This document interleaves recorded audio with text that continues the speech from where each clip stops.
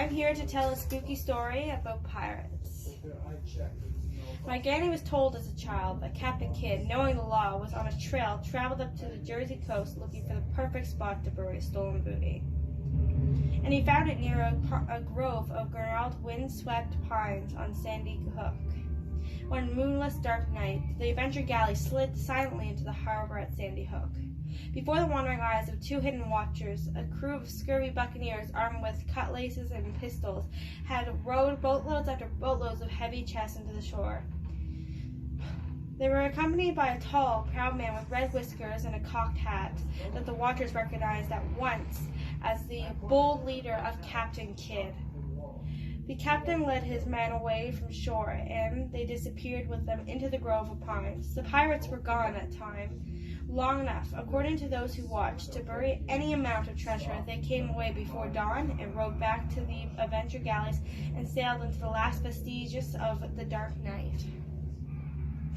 Of course, the eager watchers kept their acknowledged and quiet, scurried down to the pine grove a few days later, armed with lanterns and shovels, but nary a gold coin found they.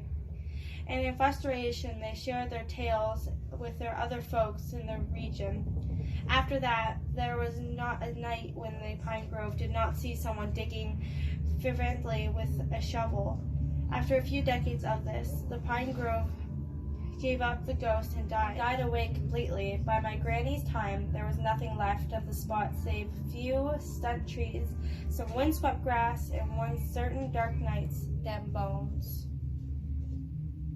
Dem bones are the skeleton crew of Captain Kidd. According to my granny, they come sailing up in the ship made of shadows. The ship moves silently up the coast of the dark of the moon and anchors near the shore of Sandy Hook.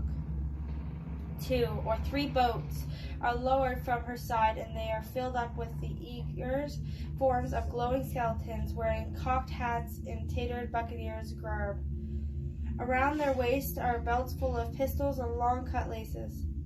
The biggest of dem bones, the one that is probably the first mate, has a skeleton parrot perched on his shoulders.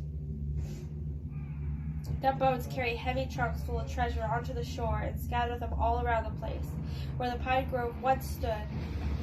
The pirate crew hauls out kegs and kegs of whiskey, and one of the skeletons takes a fiddle.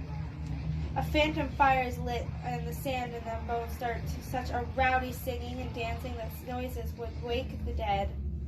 If they weren't already awake, when they are exhausted from the dancing, and the glowing skeletons collapse on the sand and start telling stories about the ships they have captured and the treasure they have amassed.